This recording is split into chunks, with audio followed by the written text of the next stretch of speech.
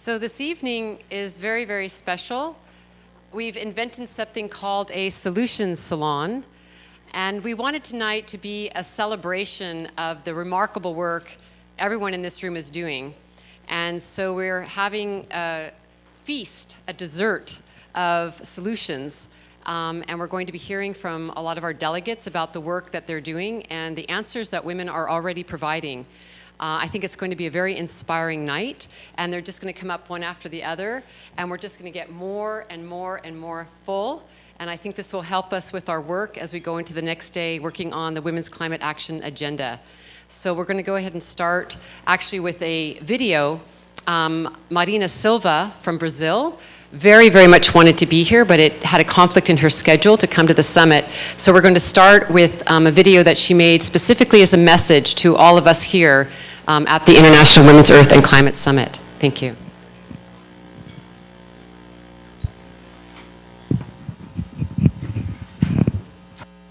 Uma coisa importante que temos que tomar consciência é a gravidade e a profundidade da crise que temos que enfrentar e que estamos enfrentando. No meu entendimento, nós estamos vivendo uma crise civilizatória. E por que uma crise civilizatória? Porque ela se constitui de várias crises. Temos uma crise econômica, uma crise social, uma crise ambiental, uma crise política e de valores. A crise econômica todos têm acompanhado, que desde 2008 o mundo inteiro tem se mobilizado para tentar sair dessa crise. Para além dessa, temos uma crise social que se configura na existência de mais de 2 bilhões de seres humanos vivendo com menos de $2 por dia, o que faz com que essas pessoas tenham as piores condições de vida em saúde, educação, moradia e transporte para ir para o trabalho ou para o lazer. Além dessas 3 crises, nós temos a grave crise ambiental.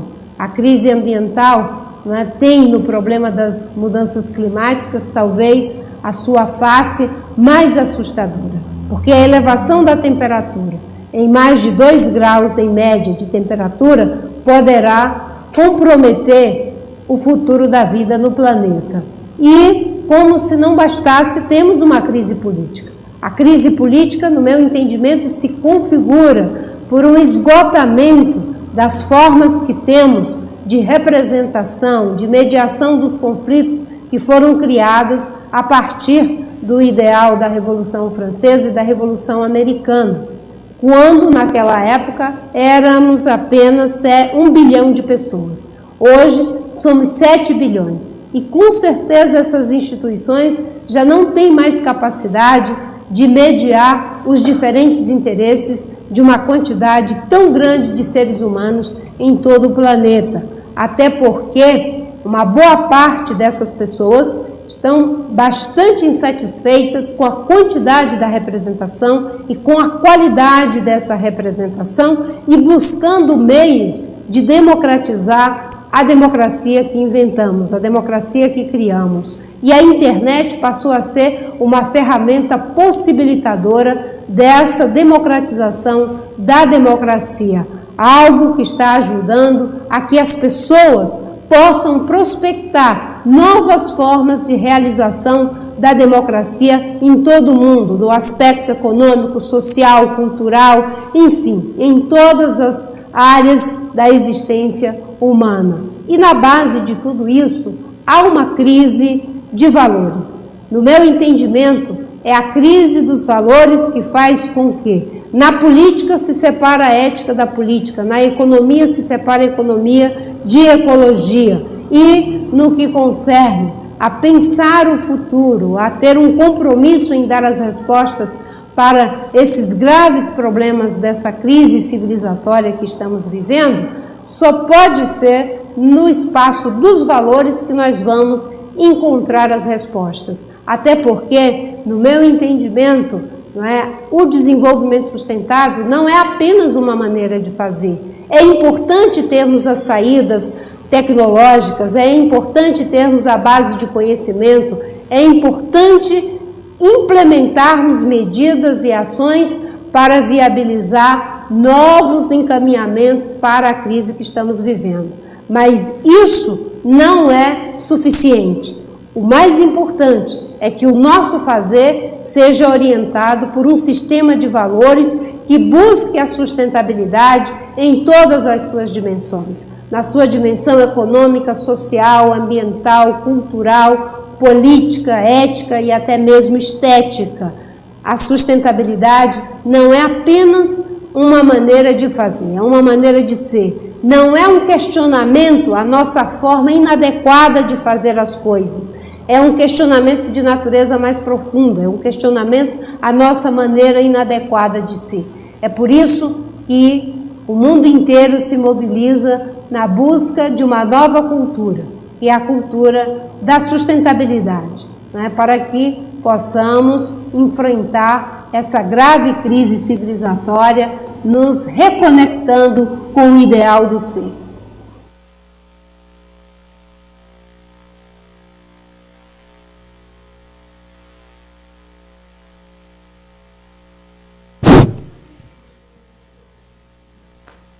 Natalie Isaacs.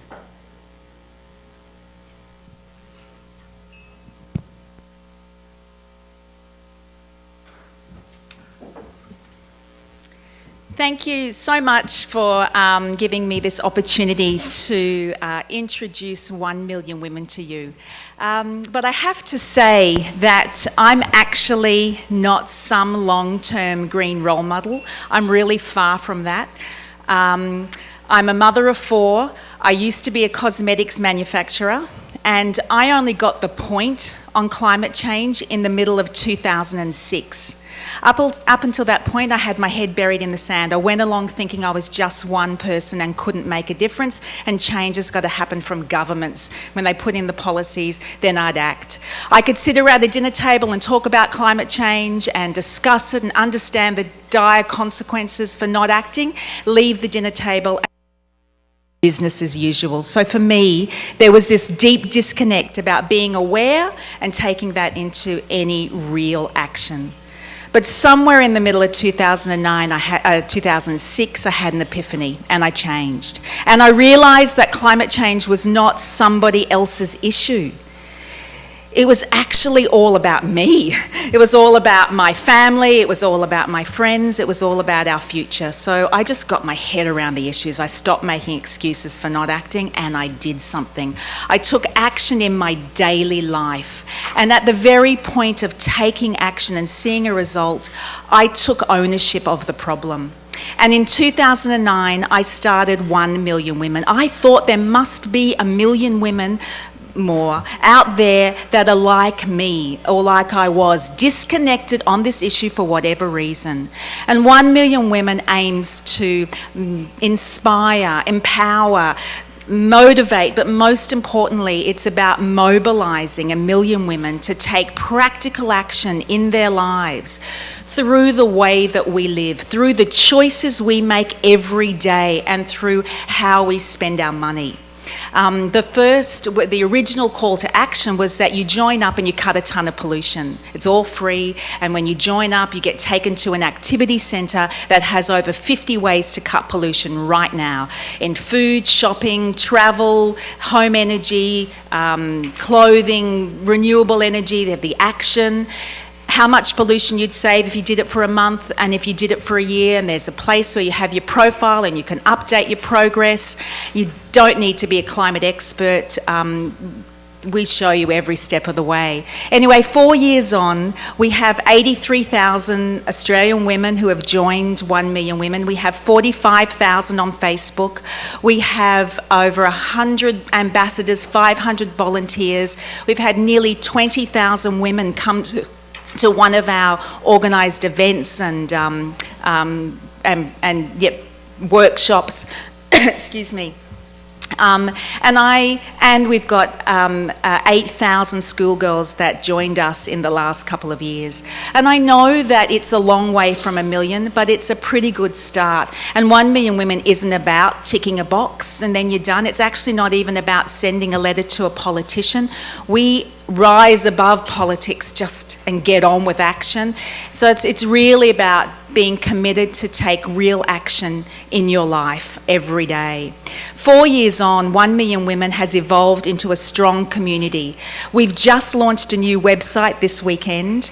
We have a new recruitment drive, and our next 3-year vision is actually around the belief that the economy of women can actually change the world, starting with the way we live, with the choices we make and how we spend our money. In Australia, a very, very large country with only 23 million people, we spend $10.5 billion every year on stuff that we barely or never use that just gets chucked into landfill. We waste between 10 and 20% of the electricity that we pay for. We last year bought 1 billion fashion items totaling $12 billion. We waste 20% of the food that we buy.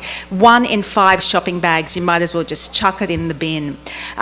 There is this belief in Australia that happiness comes from more and more stuff. The more stuff we have, the happier we'll be. It's this misguided belief, and that success somehow equates to the needing and wanting more. And yet we are consuming at a rate that is 150% more than the earth can cope with. And if everyone in the world consumed like Australia, we would need 4 planets to support. So 1 Million Women seeks a really different approach to engage. We emotionally connect with women. We tell stories, we share solutions, we share the challenges. We take an overwhelming complex issue and we break it down into something bite-sized chunks with real and tangible outcomes. So for us, it is all about practical action. It is all about practical action in our lives. And that action leads to empowerment. Action leads to power. It leads to finding your voice. It leads to putting pressure on governments. It leads to profound behaviour change. And our whole reason for existence, really, over the next 3 years, is to connect with women in wealthy countries. Is to connect with women like me that lived privileged lives in global standards, but who, for whatever reason, are missing in action and are just not connected. So looking ahead, it is really exciting times for 1 Million Women. This actually is our first summit. It's a landmark event for us. It's our first major step into the international arena. We're holding our own economic and climate change summit in May next year, and we're starting our push to go international. We're galvanising women everywhere from wealthy countries to live a new way of life. One that has the least impact on the planet. All our projects, all our online discussions, all our tools, everything we do is to give women the ways to live a life with the least impact. Vandana Shiva said last night, we create democracy through our everyday choices, and we must put forth a new way of living. Well, that's what we're doing with 1 Million Women. So I hope you will all join 1 Million Women. You go to 1 Million Women, that's the #1.com.au. Help us grow. Help us spread the word to women in every wealthy country that we have to stop consuming and we have to live a way of life that less is more and that has the least impact on the planet. Thank you so much, Osprey, for having me here. Thank you all, you're amazing women. Thank you.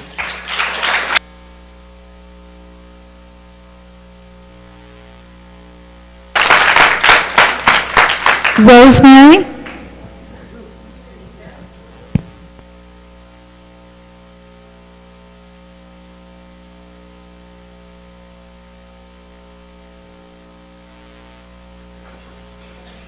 Hello, my name is Rosemary Olive Boneni.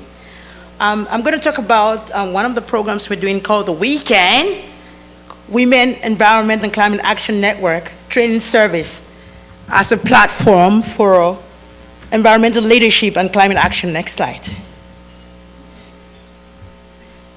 Yeah, so my presentation is going to talk about what is Weekend Learn, what does Weekend Learn seek to achieve, what service does Weekend Learn provide, the progress so far, the next steps, and some photos. Next slide. So what is Weekend Learn? So the whole thing came up from 2008 when I met Osprey, and we started talking about, how we could do this thing between the Global South and the Global North. And we came up with this weekend, that is Women Environment and Climate Action Network, which is kind of strengthening human resources at like women and human resources, in terms of environmental leadership and climate action, and also engaging women, in various platforms, but actually women at the grassroots. So next slide. And then what does Weekend Learn seek to achieve? We want to support priorities for environmental leadership and climate action. I just came from Berkeley, UC Berkeley, where I did the environmental leadership program, and I think I have to take that back and to do something on the ground, which we have been working on, for the past 5 years with Osprey, and this is the time now we want to take this action back onto the ground that we can, yes we can, all do something. So the next slide. And so what does the service we provide will be like a one-stop access training for leadership. We did something with Melinda Kramer called the Global Women Initiative, Global Women Water Initiative. And what we tried to do was actually to do really grassroots programs, like teaching grassroots women, how to tackle these programs themselves, at the very grassroots level. And that's what I miss between having this high level at the UN and the connection between the grassroots women I work with every day. So we want to have this one-stop shop. We want to have a thematic learning program. We have to have a community support to actually drive in clean development projects within the communities and provide information sharing. We see here a lot of information. There's a lot of knowledge from indigenous people, from all these people. We want to bring that together as a point of learning. Next slide. And so, like I said, I participated in all this. Poznan, I was there. In Copenhagen, I was there. The Global Women and Water Initiative, I was there. So what do I have to do with all these things that I've been doing for these years? I have to bring them back at the grassroots level to do action. We want action. Next slide. And so the next step would be to conduct an inventory on grassroots women in environmental leadership and climate action. Build in a curriculum, a training material that we do in this, the whole program. I'm also working with Kosha over there with the Global Eco-Village Network. I'm actually the council member for Africa, one of the council members for Africa. So we're getting all these different connections and all these different things to kind of develop a curriculum to do these things right on the ground. So we want to undertake pilot thematic learning packages and actually guide the methodology on how to do these things really at the grassroots level. Next slide. So this is one of our projects called the Green School Program. This is Tanzania. This school was set up in 1934 as a British school in Tanzania. Next slide. So let's go again. This was, I'm sure, where is Lorena? Yeah, this, in Barcelona, 2008, yeah. And next slide. So these are the women I was talking about. The 300 women I interviewed in Ghana. They have tomatoes. They cannot sell these tomatoes if they have to get things from Europe or wherever to dump on them. Next slide. That's a program called the Syngas, which actually use kitchen waste to actually make gas, cooking gas. It's also in Tanzania. Next slide. Back. This is a Women's Gari Corporation. Gari is cassava that you process to different things. So this is a corporation in Ghana where they come together as a group and then do their produce right there. Next slide. So this was in Sevenlin in Germany. Last year, I was demonstrating to the Germans that in Africa we can cook better with solar cookers because we have longer sun. So next slide. This is actually a project I'm working with a French engineer using solar, small-scale sustainable projects using getting seawater. In Africa, most of the big cities are around the sea, but we can use seawater to actually make drinking water. Next slide. So this is like an improved fireplace. This was in Ghana. Next slide. This is a fireless cookers. My friends from East Africa, you know the fireless cooker. You can actually cook with that. Meet me if you want to know how to cook with that. Last slide. Last slide.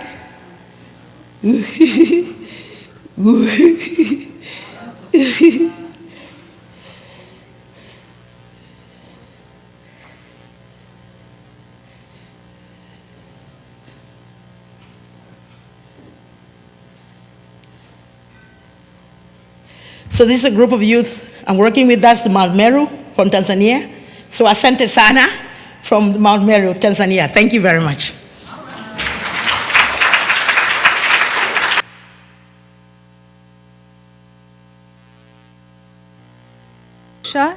Joubert.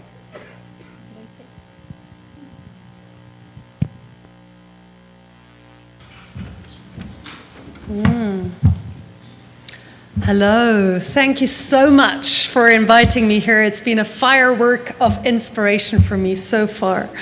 And it's a pleasure to speak after Natalie and Rosemary.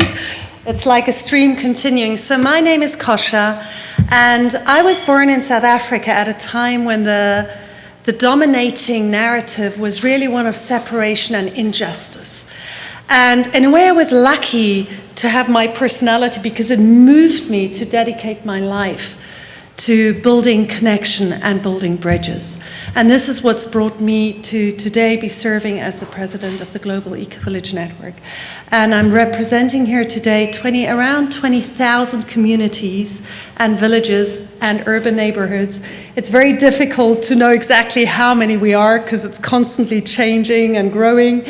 But around 20,000 communities, villages, urban neighborhoods that are really living sustainability in every possible way and developing to become training and research centers for our global future. Who's clicking this on? Well, there you are, thank you, just to know who I'm talking to.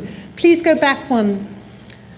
So I think the main thrust of what we're doing here is to move together, to try to move together from collective stupidity to collective wisdom. We have all the information, we know we have the solutions, and we need to have the wisdom to implement them together. And I think it's an act where women are indispensable because it's an act of love that we do unto all living beings on this earth and the future generations. We have communities in all of the continents, so we're really building bridges between all the continents. In the north, we have some of the communities, sustainable settlements that have the lowest ecological footprints measured in the global north. And this gives us a very special basis because it's people like me, like many others, really deciding we will change our lifestyles now, like what Natalie was speaking about. But we really believe that we need to come together in communities to do this in an even more powerful way and, network really powerfully, that this level of community is where we as women find the intimate resilience that we need to also have good, safe, good places with our children, with our elders to be in. So this community level of instigating change. And we have a very special space on which we can build dialogues with the global south. Yeah? So really seeing what is happening on the ground, I would say at the moment the Global Eco-Village Network is still just under the radar. And we're receiving more and more invitations. More and more people are interested in the kind of solutions we offer. And I think one of the possibilities that my being here with you today is that we are ready to come through the surface and really show ourselves on a more global playing ground. So I just want to show you some images of some of the many eco-villages we have. All the eco-villages in the world naturally become spaces of inspiration and also training centers in their areas. So this is Findhorn, actually the place I live right now. Egypt, Sekhem, beautiful. Philippines, Japan. That's Israel, can just... Kenya, actually in Africa, the main thrust of most of the eco-villages is really food security, the first thing. So this is, for instance, training courses with the children from the slums to teach them how to plant vegetables. But really always marrying the wisdom, the traditional wisdom and heritage with innovative technologies and learning from traditional wisdom. One thing that we find in all the eco-villages is that we need to bring together the 4 dimensions of sustainability. So the culture, the importance of a healthy sense of self-worth, and also the diversity that our cultures bring, together with the social, and this is where we can learn a lot from the Global South around the capacity for social solidarity, ecology, and economy, really rebuilding local strong economies. So it's going beyond just understanding that we as human communities do not have to destroy our environments. Actually, we have the capacity to be caretakers in such a way that we can regenerate our environments, both our social and natural environments. And we need to come together to create intelligent designs, life plans, as it was called today, for our communities to design our own pathways into the future, instead of following the roads that are dictated to us by the global economy. Yeah. So we've created a global education, which is part of the United Nations Decade for the Education of Sustainable Development. It's called the Eco-Village Design Education, and it supports eco-villages, or it supports villages, traditional villages, indigenous villages, intentional communities worldwide, to really look at what are our strengths and our assets in all of these 4 areas, and what are the leverage points where a small shift, one innovative solution can actually shift the whole system and implement those. And as I said before, a very special level for North-South reconciliation and global learning from each other. So we're also just implementing a solution library, and I'm very interested to see how we can collaborate on that. Yes. Yeah. And the last thing I really want to speak about is how at the moment we're seeing in the Global Eco-Village Network that we're moving beyond being mere networks, and we've moved to become communities of learning together, really sharing the best practices of sustainable living, to becoming zones of influence. And this is where it becomes really interesting. This is where the scaling up of what we're doing is happening. And it's where we go beyond just being in our own circles to working together with governments, with business, with educational institutions. I want to give 2 examples. One is in Senegal, where we had a network of 45 eco-villages, traditional villages, transitioning into eco-village, and the government understanding that these villages had something that they couldn't replicate in other villages, even with lots of developmental aid. These villages did not have financial support, and they now started a program, a national program, to transition 14,000 villages to eco-villages. We're also going to have the first global eco-village summit co-hosted with the Senegalese government in December 2014. And we're seeing this approach spread because, as we know, and the International Panel for Climate Change has told us, change is not going to come from those in power. It's going to come from us, from civil society movements that move ahead. But we do need to work in all those places where we can with good governance, with support, top down and bottom up, coming together. Yeah. So I've also just been to Thailand, where we signed a memorandum of understanding with the Thai government to move the first region of Thailand, the Chiang Mai province, to an eco-province following eco-village transition for sustainable development. So eco-village strategies for sustainable development. And the same is starting to happen in Burma and Bangladesh. And I've just come from Colombia, another country where there's a lot of interest in following this kind of strategies. So that's really where we can scale up at the moment. It feels very fascinating, and I think we need a lot of advice and support to really, as an organization, be able to take this step. There's a lot of women involved in our movement, because I think someone said today also, it's a woman's place, or women have always been sustaining communities, sustaining life through communities. So we have a very strong women's network, and We do more and more work by women for women, really supporting women. This is a course where actually 95% of the women on this course had been raped, had experienced sexual abuse in their life. And we need to work with these themes and bring them out in action.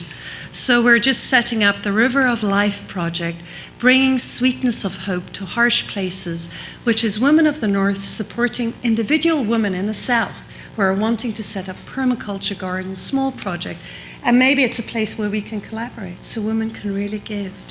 Yeah, thank you very much for your time and attention. And if anybody has thoughts, ideas, please come and speak to me. Thank you very much.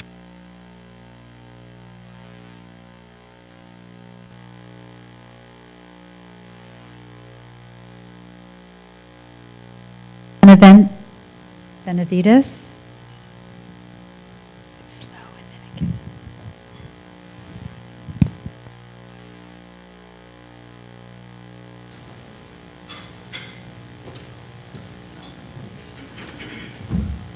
Buenas noches. We'll sing the mañanitas to you. That's what we sing when there is a birthday. I think that it's so good that we are meeting here and that we have time to learn from each other and to think of how we can be about the world that is urgently needed and that we all are talking about, but can only be if we start living it every day, always, in all ways. I think that to me, this is one of the most important things that I hope that we all take home. How are we going to be about that world and that future that all of us aspire to, and at the same time that is very, very urgently needed? How many of you knew the woman that spoke to us or with us in the video? How many of you? Marina.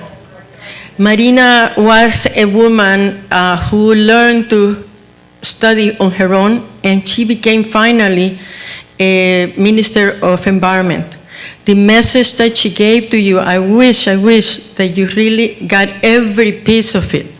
Because in order to go from the aspiration to the walking the steps that we have to walk, to have what we see that is needed and that we all wish to have now, we need to make those kinds of analysis. Because the system as it is colonializes everything. And I want to speak to that because how many of you know why we say colonialism? How many of you? Okay, and can you say what colonialism is? Help me. For me, I grew up in Cameroon where we had the Germans as well as colonial masters that we had. After the war, we had England and France as colonial masters. Colonialism is the outside influence into us. Anybody else wants to add something quickly? About the colonial. Well, you see, they say the new world for this continent of the Americas. It was never called America. Yeah. Part of colonialism, and my name is Marta now, instead of Xochitl, for example. That would be Nahuatl. So our culture changed in 1492 when we had the Europeans come into the continent. And I know that for some of you might be difficult, but we have to understand what colonialism is, because that's why we are having this meeting tonight, because we ended up going into a different paradigm, not the paradigm where we have been listening to indigenous women here talking about the relationship, the close relationship between humans and nature and planet. You see, we don't dare say our planet because the planet is not ours. We belong to the planet. And that kind of understanding and analysis makes us behave in a different way. And so who was it that came from Europe to start this new paradigm in this area? Columbus. But his name in Spanish was Colón. So when he got lost there, and we took care of him, and we helped him to get back, and he learned a lot from us. He said, look, he changed what had happened, and he said, I discovered. He didn't say I got lost. He wrote in his diary, he wrote, this is a paradise, but let's take it over. So he said, I discover, therefore I take possession in the name of the Queen and the church. And what do we have now? You see? And so that's why it's called colonialism, because when these things happen and continue to do the same thing as Columbus, we do what Colón did. And it's also why in Spanish the beehive is called colony, because all the bees have to work for the queen. You see, and we have to have that understanding. I know that we don't have enough time to really discern these things, but at this moment, when we see what's happening with the rivers, with the oceans, with food, you see, we cannot really talk in our countries about food security. We need to talk about food sovereignty. And part of the work that I have to do is about this decolonizing of our ways. And as I talked with one of the guys that did some of the arts that you bought today, he's a peasant, an indigenous Nahuatl Pipil guy. And we are talking about why the poverty in our countries. It is not because we are poor. It is not because we are less fortunate. It is not that because, we didn't have the luck to live in one of those wealthy countries. How is it that the wealthy countries got there? It's not necessarily because of the resources and how they used it in their places. It is because through the wars, and each war helps to create a different world order. And that's why we create the banana republics. We don't grow bananas, but we are a banana republic because it's the dependency. So we talk about food sovereignty. One of the things I did, because I've been in the process of the revolutionary movement in my country to change things, and I know that wars don't change anything. So we created the 23rd century movement for culture of peace, so that we would learn to live the peace that we wanted. And that is in all the aspects. So what we do is that we go to the 23rd century and think, how is it that we want El Salvador and the world to be at that time? Because it's not for my country to have what we need, the whole world has to be in that paradigm. This is what the sister Marina was talking about. That is an economic, social, and cultural aspect that we have to work with, and with all the problems that we are facing right now, that is economic and financial crisis that determines all the other crises. So when we work with the UN, is to monitor the UN and to say that we don't want to have, a new development paradigm that post-2015, because the MDGs end there, and now they're creating a new development paradigm that is supposed to take us to 2030. That is around the corner. What is it that we are living now, and what is it that we are creating already? That's why we have to go to the 23rd century, visualize what we want, what we need for everybody to be at peace with himself, herself, and with the community, with the family, with nature especially. So now we say to take care of the planet, of Mother Earth, and of humans, in that order. I know that my time is up, but I'm saying, if we are not careful, we are going to be giving all our energy to maintain this system as it is. And I tell you, we have a lot of wisdom, a lot of knowledge, and a lot to give to create the world as we need it. So let us tell the United Nations that we want a post-2015 development agenda that is about what we are really claiming for.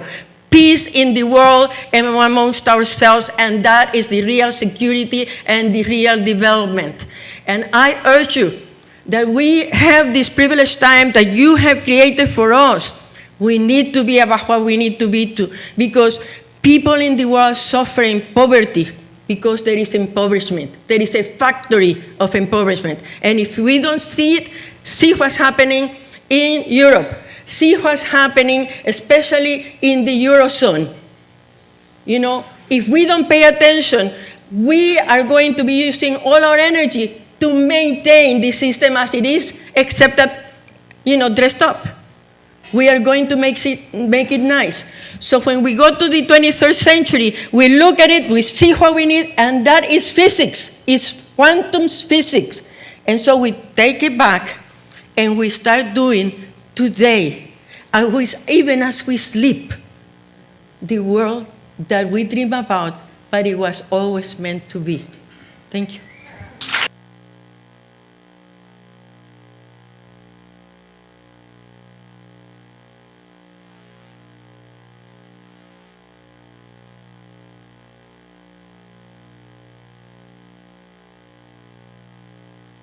Lena Kielsen-Holm.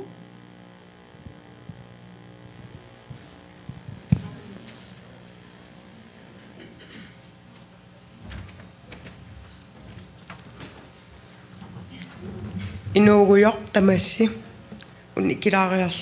have to find out what happened with my computer. Otherwise, I need to take my paper.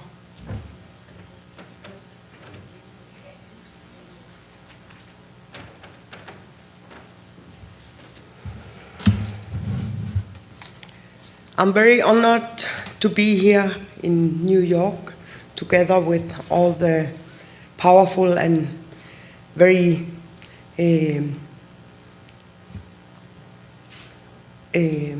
women filled with wisdom and participating at this summit, dealing with important issues that the world is living with. My name is Lene Kielsen-Holm, and I'm a research scientist and project leader at Sitabisianik Idismatrafik Greenland Climate Research Center within the Climate and Society Group. At the center, most researchers and scientists are dealing with natural science, but only last year we started the Climate and Society Group. I will talk to you about a project that I have been participating in called Siku Inuitira, and tell you a little bit about the methods that we used in this international and interdisciplinary project that we started in 2007. The former picture, if you can go back to the first one, is taken in Clyde River on Baffin Island, where our group were traveling, and in the back you can see a huge iceberg that has been traveling across the bay from Greenland. And this is part of the seascape and icescape that we were traveling on. So with this project, we had Inuit involved from Baffin Island, Inuit from Qaanaaq, the northernmost part of Greenland, and Inupiat from Oqiarvik in Barrow, Alaska, along with academic researchers and from several institutions in these three countries, Alaska, Canada, and Greenland. And these are the members of the experts from the three different countries that were traveling together. In this picture, we were in Qaanaaq. The project has three components: sea ice knowledge exchange, expert groups, and sea ice measurements. Next. And again. Yeah. The first component includes a series of sea ice knowledge exchanges, visits by all participants, residents of all 3 communities, plus the visiting researchers to each of the study locations for participant observation. During our trips to the different places, the emphasis is traveling on sea ice together, and exchanges happened everywhere. Here, a picture taken on our way to Siora Baruk, which is the northernmost inhabited settlement on Earth. It is being explained how the sledge routes are changing. In Qaanaaq, people are traveling by dog sledges still, and not only for transportation, but also for hunting. Next. The sea ice itself acts as the common denominator for the participating hunters and elders from different communities and scientists from different disciplines. The hosts leads each visit, allowing the visiting team members to experience local hunting and travel techniques and to exchange knowledge about diverse issues such as tools, clothing, food, and navigation. In Qaanaaq, the hunters showed us how they are fishing for Greenland halibut through the ice. In Big Baffin Island, they were telling us how the forming of the ice is changing. And in Oqiarvik, they told us about their whale hunt in ice-filled waters. Next. And led by local team members of Siku Inuit Hira, regular meetings of sea ice experts were held in each community. These working groups provide an opportunity to assess current sea ice conditions throughout the ice season and to document local knowledge of sea ice, ranging from traditional stories and mythology of sea ice to sea ice terminology to extreme events to strategies for hunting and traveling in different sea ice environments. Next. The expert groups at work. Here they are discussing and mapping annual timelines of sea ice characteristics, animal movements, and related human activity, as well as the collection of sea ice terms according to their relation to each other. Next. One of the results from the Siku Inuit Qaanaaq workshop in 2009 is the sea ice terminology that are to be included or has been included in the book that has been launched this summer. Here are some 69 terms, all of them to be found in relation with the sea ice. I can see that I have to limit my presentation, so I will take the third component out and go to the ending of. So if we can see the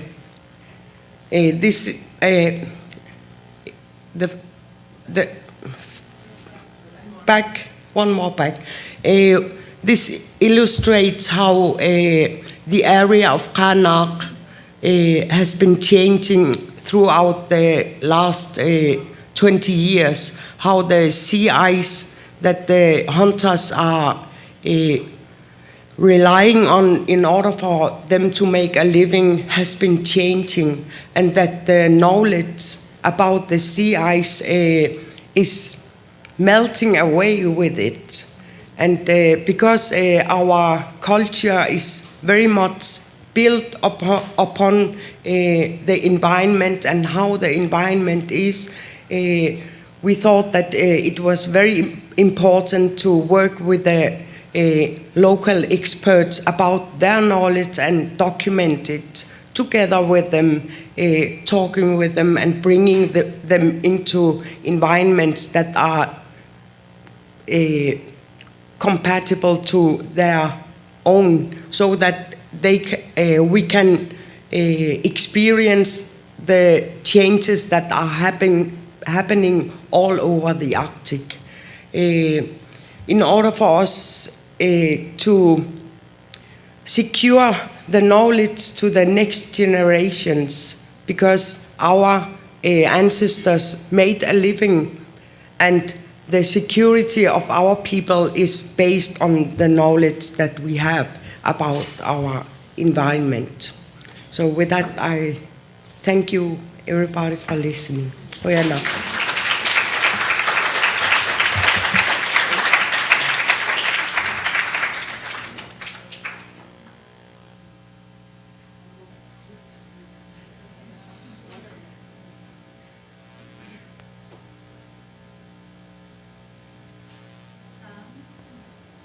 Pasang.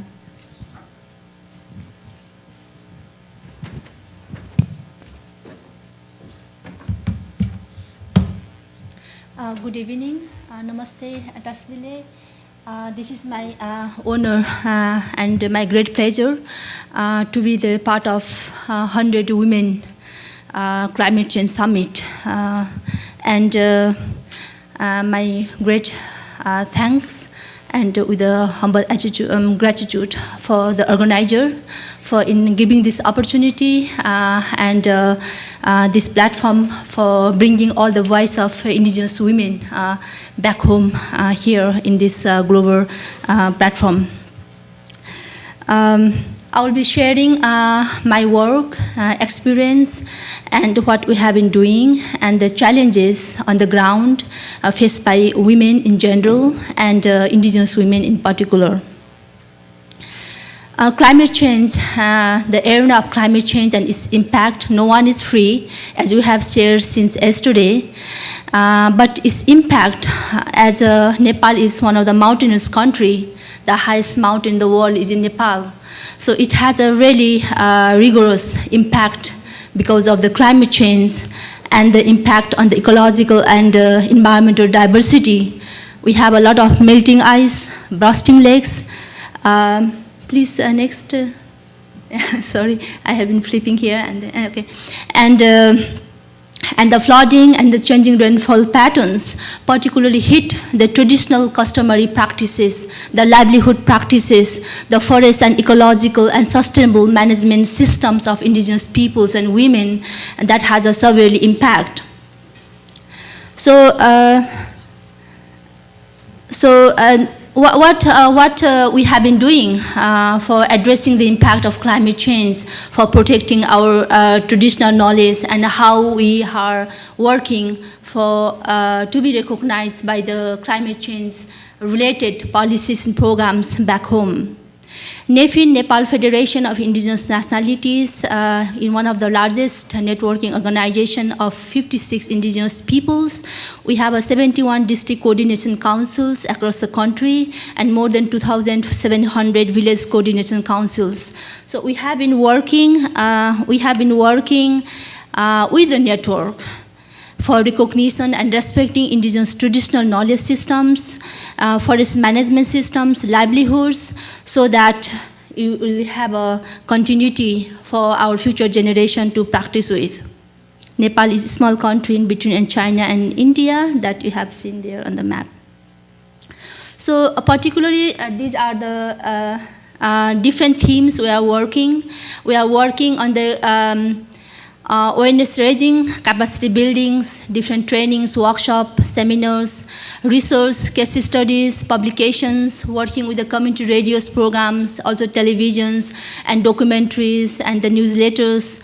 And based on the awareness raising and capacity building of indigenous peoples, women's, and the marginalized communities, we are lobbying and advocating with the government agencies and other stakeholders, bilateral agencies. And we are also working with the education programs. We have been developing curriculum for the schools, children, and textbooks, even the university curriculum, because myself, I also I have been teaching in the university in the past 7 years in Kafan University. We are also working with the livelihood programs, particularly focusing on the traditional income generation activities, protection of our traditional livelihoods, and community-based Red Plus, strengthening the community, and then monitoring and information systems. That is particularly right-based approach and ecological-based approach, monitoring how our rights are being respected on the ground levels. These are some of the glimpses that we have been working, women's livelihood programs. You can see here with the traditional weaving. Here is with the children's reading, this is the textbooks that we have developed. And also preservation of sacred sites in the mountains, and some of the glimpses of trainings. Next. Some another examples is also income generating activities. Here, the women's, this is published in national newspaper, beehivings, it's a social entrepreneurs development. Me doing a research, part of research with the women's on the ground, and also this is also in one of the community part of awareness raising campaign. Although we have been working on the ground, we have a strength and challenges are there. The strength is we have a traditional knowledge system still alive, some part of Nepal, some part of countries, forest management system, but the challenges is not been recognized by the policies. Since 1953, we have all the Forest Regulations Act and the Forest National Parks Act, Conservation Protected Area, Community Forestry Users Group, all are not recognizing traditional customary practices that has been contributing for generation for protecting and sustainable forest management and resource management. So one of the tools for effective awareness raising and advocacy we found is a community radios. Next.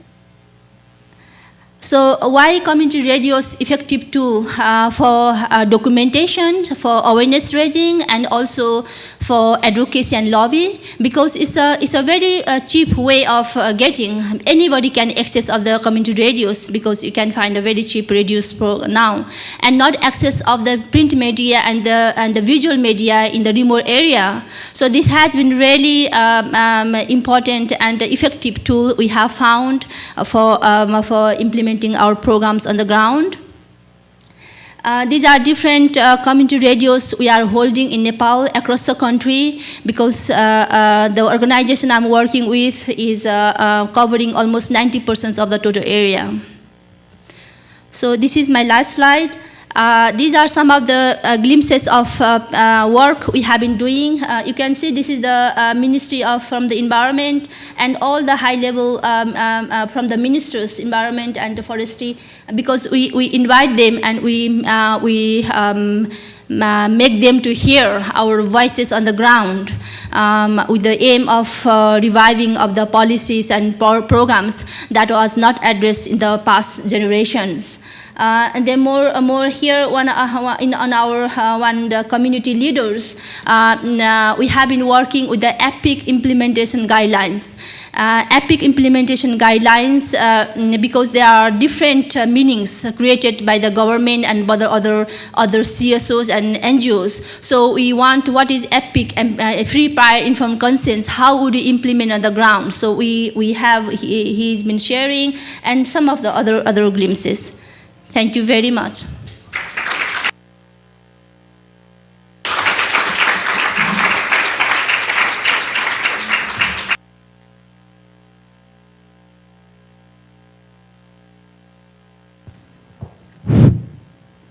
Svetlana Slesaronek.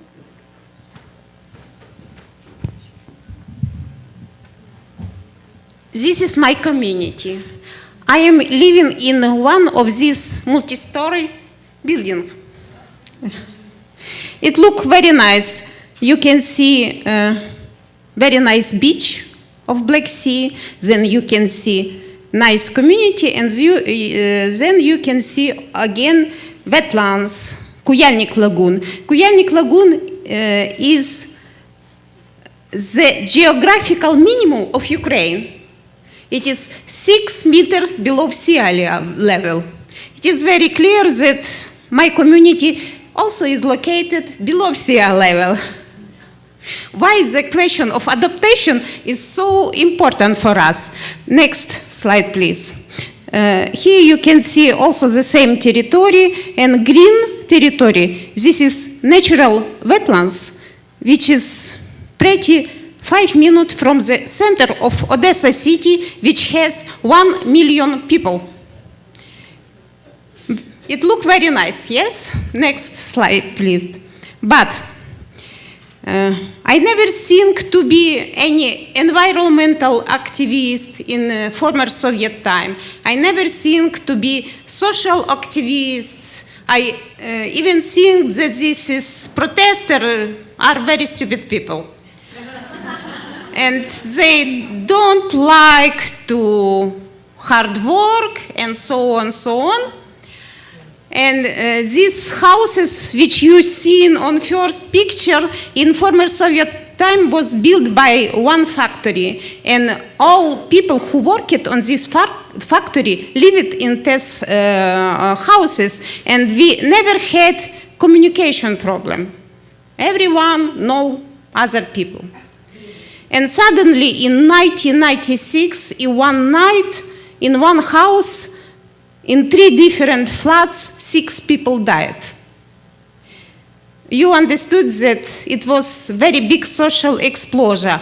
In my community, it is about 10,000 people live in these houses. And suddenly I became the protesting leader. Because we should to investigate why it was happened. Next, please.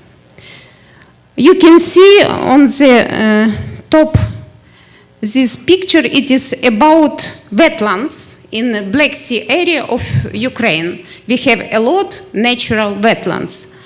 But below picture show you how many pipeline for delivering oil we have around this sea. You can see Caspian Sea and you can see Black Sea, a lot of pipeline. All these pipelines are crossing the wetlands, the natural wetlands. And billions tons of oil are coming through this pipeline.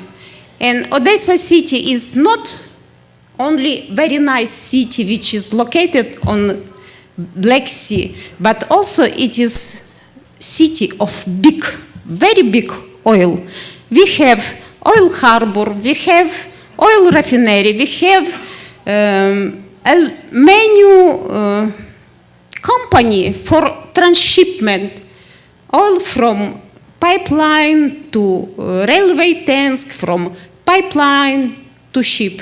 And everywhere we have big losses of oil and also huge evaporization of hydrocarbons. Million tons of evaporization of hydrocarbons is coming into city.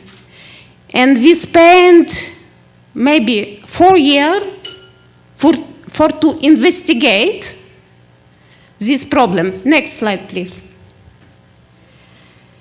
And it was done a lot. And these nice birds is living in these wetlands, which is pretty in the center of Odessa city.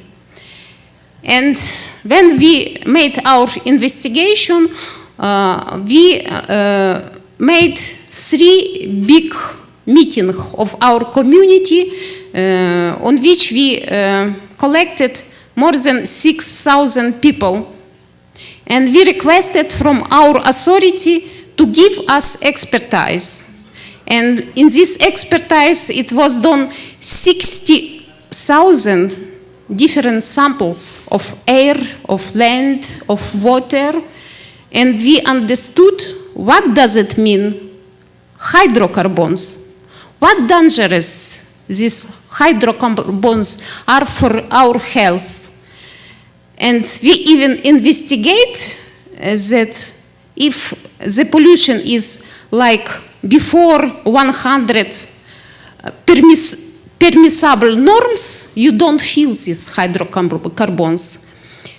Even we had participated in measurement, and we discovered in our community 500 permissible norms of hydrocarbons. And we found that this facility for cleaning oil tanks from oil has only 80 meters, is located only 80 meters from our houses. Why these people died? And we investigated that it is not possible to rest here this station for cleaning oil tanks, because such facilities should to have protection area 2 kilometers, not 80 meters like it was. Why we insisted on closing this facility? And this facility was closed in 2000. Then we insisted on cleaning up our lakes from rest of oil. It was also successful. Next, please. And why we would like to do in the future. On 17th September, we had the press conference on which we announced big campaign on stopping hydrocarbons pollution of Odessa city. And we created hotline phone which is working 24 hours per day, and all people who is living near oil refinery, near transshipment station, near oil harbor can call to this hotline, and we plan to work on this issue for to have hydrocarbon-free future. Next slide, please. But also we would like to protect our wetlands, and we would like to create wetland park on this territory, because in you can see if territory is inside of city, industry is looking for to build something wrong. Buildings company also are looking for to build big houses on, but we would like to protect this territory, and we would like to create wetland park here on this territory. And what we need, I am very inspired by this meeting, and I think that here we have our future expert who will help us with public campaign to fight against hydrocarbons pollution, and expert who will help to us to make design plan for this future wetland park in Odessa city. And next, please. Дякую за увагу. It is thank you for attention on Ukrainian language.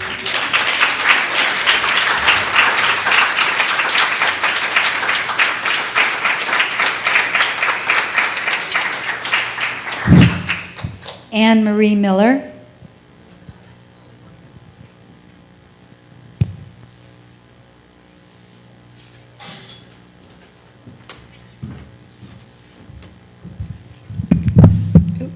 Excuse my cough drop, but I'm a little sore today. It's an honor and a pleasure to be with you women and talk about garbage. I have a waste-to-energy company, and basically we really strive to take a more holistic view of waste management, because the current system is just totally unsustainable and we just can't continue. And waste is really a uniquely human problem. As the only species living on this planet through non-cyclical processes, we really just extract these resources, use them, and then discard them. And all of this is focused primarily on the economic value and exploitation of our Earth's precious materials. So this waste stream is growing in volume and toxicity because these corporations continue to profit by producing products with little real pressure to recycle, reuse, or substitute less toxic alternatives in their products' components. So we really have a lot to learn from nature and this perfect circle of life. And if your habits are like most Americans, you're producing 4.6 pounds of trash per day. That's 250 million tons of waste per year. We are only 4% of the worldwide population, yet we're responsible for 30% of all the trash produced. And we're all gathered here, one of our main focuses is to reduce the amount of carbon we're putting into the atmosphere, right? Well, landfills emit an enormous amount of methane gas. And methane, every ton of methane that goes into the atmosphere is equivalent to 23 tons of carbon. So unless we really start becoming more conscious of how we're consuming, what we're consuming, and really minimizing that, there is no waste-to-energy technology on the planet that's going to save us. There's no incinerators, and I'm saying that from the point of view of a waste-to-energy technology provider. Also, we need to keep in mind that 70% of everything that's in the landfill doesn't need to be there. We could have reused it, we could have recycled it, but still it's ending up there. Even when we're buying food, there was a woman that spoke a little earlier about how 20% of all of our groceries just end up in the trash. I mean, we really need to be as conscious as possible as women because we're really the ones that are responsible for most of the consuming on the planet. So, having said that, what my company has started doing is we're really trying to take a very holistic approach, as I mentioned.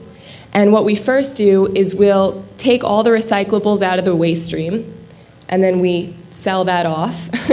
And then what we'll do is we'll take all the organics out and compost them, which is what everybody should be doing on the individual level. And then the rest of that trash, we're processing through these small modular pyrolysis units that basically converts the trash at about 500 degrees Celsius to electricity. It goes through turbines, and then we create electricity. All of this occurs with absolutely no oxygen, so there's no toxic chemicals going into the air.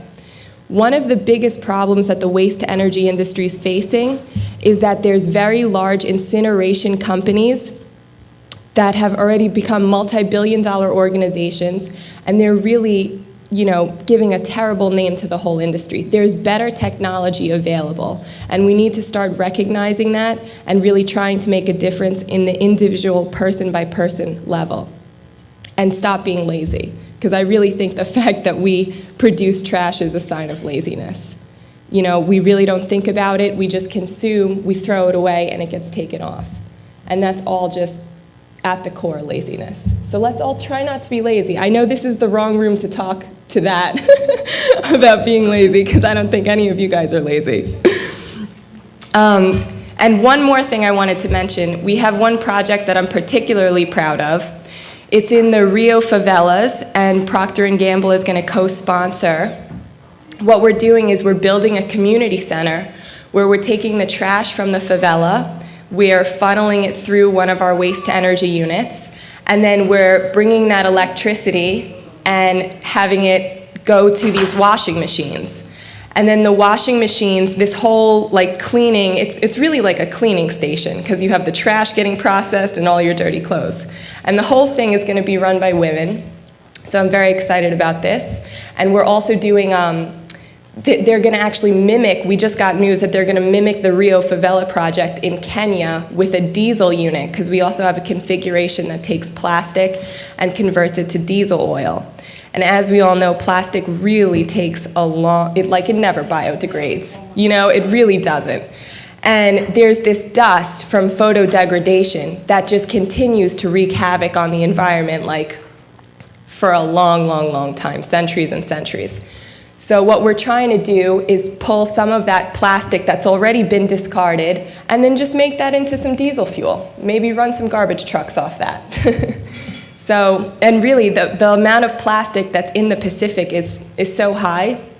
I believe there was a stat where there's the amount of plastic to photoplankton ratio. Oh, zooplankton. There's 6 to 1 plastic in okay, sorry. Okay, degraded pieces of plastic of central North Pacific outweigh surface zooplankton by a factor of 6 to 1. I thought that was pretty alarming, because the ocean is big and there should be a lot of zooplankton, but apparently there's more plastic. So let's all keep that in mind when we're shopping. Okay, thank you.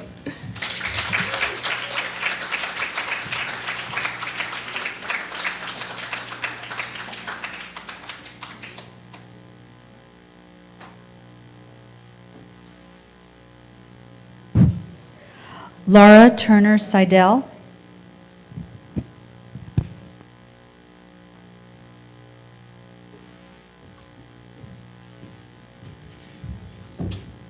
Well, for those of you who've been able to talk to me today, you know one thing about me. I am passionate, passionate, passionate, and I'm just so thrilled to be part of this amazing group, awe-inspiring group of women. I just wanted to say in honor of Peace Day, there's a big problem with that, because with the global military budget being $1.7 trillion a year, there's way too much money being spent on war. We actually, in the United States alone, spent $100 million a day to maintain 2,000 nuclear warheads on hair trigger alert pointed at Russia. It's really not a good thing, and with as much money as we need to help our children, to educate them, to give them health care, to restore the environment, to build the arsenal of solar panels and windmills around this country and around the world, we could certainly put that money to use in so many better ways. And speaking of a major barrier, I was really glad that Kosha brought it up, but violence against women and girls. 1 in 3 women and girls will be raped and brutalized in their lifetime. Until we can stop the violence against our mothers, sisters, and daughters, we're really not going to be able to help Mother Earth out much, because this is really weighing us down. And I don't know if you've heard of a woman named Eve Ensler. I know Nima from the Congo knows Eve Ensler and her work well. Eve, in her lifetime, has written the Vagina Monologues. 3,000 productions of the play around the planet have happened. She's raised money in communities everywhere to stop violence. But then she realized that it would take a global campaign, and I think we can take a lesson out of her playbook. One day, last Valentine's Day, February 14th, she started the 1 Billion Rising campaign. And this year, Valentine's Day, she's going to be doing 1 Billion Rising Justice. So every woman who's been raped or brutalized, or girl, is supposed to go flood the courthouse and make it undeniable fact of life that this is something that continues to be, this issue continues to be swept under the carpet, and we can't be the force of women that we could be if we address this issue in tandem with all the other issues that we're having to address. Then my hero, Vandana, was saying we've got to stop this chemical warfare against Mother Earth, but more particularly our children. Our children are being born pre-polluted with hundreds of industrial chemicals. Now she says that because the Roundup Ready GMOs are weed and pesticide resistant, that DuPont is looking for a way to patent using Agent Orange to deal with the situation. I mean, if that's not friggin' nuts. And then also the neonics, the neonicotinoids that the EU has banned. They also banned lead in women's lipstick, by the way, which we have not been able to do in the United States. But the neonics are actually killing our pollinators. Colony collapse disorder of the bees that produce 1/3 of our food that we enjoy on our plate every day.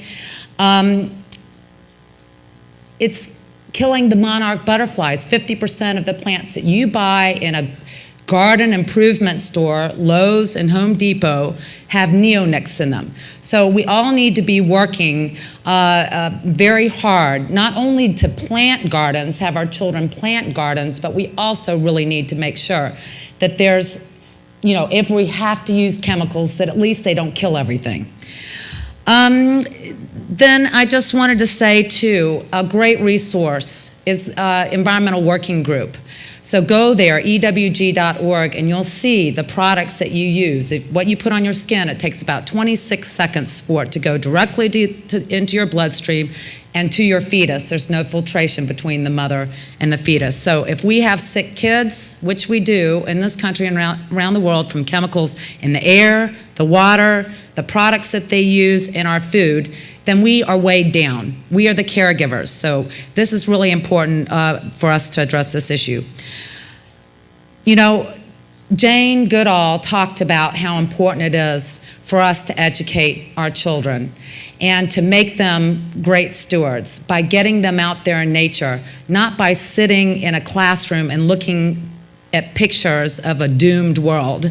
Trash piling up, smokestacks, all the things that really turn them off to working for the environment, even recycling. It has an adverse effect, all of this. So the best way, and my dad figured it out, Ted Turner figured it out 30 years ago, and he said, I want to educate kids in a fun way, edutain kids. So he dreamt up this superhero, the first and only eco-superhero, Captain Planet, and paired him with a bunch of kids from around the world that could work individually and do a lot, but when they put their powers together, like we're putting our powers together today, they could really call on the divine. Captain Planet is the same, right? The divine, when things are out of your control, and I think that that's really where we are right now. We can work together and call upon the divine. And that's what the prayer that we had this morning, I felt like the Creator was in the room and is empowering us and leading us. But anyway, so what kids watch, this whole cartoon proved that what kids watch really matters. There's 600,000 Planeteers who grew up watching this cartoon, right? You go on Facebook. No, there were millions of kids around the world because it was seen in 100 countries and 23 different languages. 600,000 are the number that are meeting up on Facebook, talking about how the cartoon influenced them, how they're making their communities more sustainable and eco-friendly, what they're doing in the world. So we have to get our kids away from the screens, out in nature, learning in a positive way. The Captain Planet Foundation is getting ready to directly fund its 1 millionth child. These are hands-on environmental education projects, environmental service projects that benefit the community. And your school, your child's school, can go online, CaptainPlanet.org, CaptainPlanetFoundation.org, and apply for a grant, and we encourage you to do that. Now, one other thing, because I'm getting the time card, and I think it said 0, but I think I calculated that I have 2 or 3 minutes left. I'm from Atlanta, Georgia, and not much comes out of Georgia that's great and wonderful on this in the ecosphere. But I'm just proud to say that recently we've been doing a lot. And I just want to highlight one of the things that I'm most proud of. We are the Mecca, one of the Meccas for the civil and human rights movement. Martin Luther King's I Have a Dream speech. They celebrated his 50th anniversary of him giving that speech at the Lincoln Memorial in Washington, D.C., and the march. John Lewis, our great 9-time elected congressman, who's a staunch civil rights activist, is also a huge environmental genius. He has a 100% voting record on the environment. Every time, clean air, renewable energy, clean water, toxin-free food, green space, you name it, he's voted on it. And when he was a little boy growing up in Alabama, he always used to ask his parents, why do I have to use a different bathroom than the white people do? Why do I always have to sit on the back of the bus? Why can't I sit at the counter where I want to sit? And his parents would say, Johnny, don't ask the questions like that. They'll get you into trouble. And John Lewis now says, it's time to ask the tough questions. It's time to get into trouble, good trouble, necessary trouble. And he also says that the environmental movement is the extension of the civil and human rights movement and is the next great global movement. And that's what we have to realize, that we all need to work together as a community in tandem with the civil rights activists, because, by the way, they know how to put their lives and their families' lives in harm's way to change the world as we know it. And we owe it to our children, and I know every one of you in this room can honestly look in their child's eye, or any child's eye, and say, I have done everything in my power to make this world a better place for you. And that's why we're all away from our families and our children, me included. You know, I'm not getting the Soccer Mom of the Year award by any means, but thank you for what you're doing and for inspiring me and for inspiring each other and for continuing to do the heavy lifting. Thank you.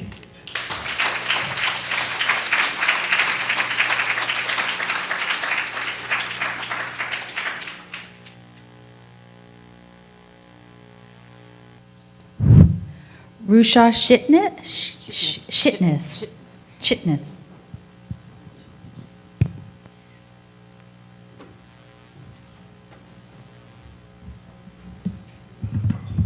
Way to radicalize the evening, Marta.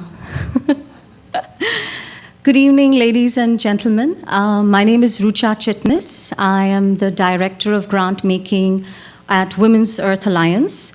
We are a nonprofit based in Berkeley, California, and we mobilize resources to women-led grassroots groups and networks that are seeding and strengthening environmental action in their communities, promoting food sovereignty and traditional knowledge. So our vision is, oh, I'm sorry, it looks my slides didn't relate to the laptop.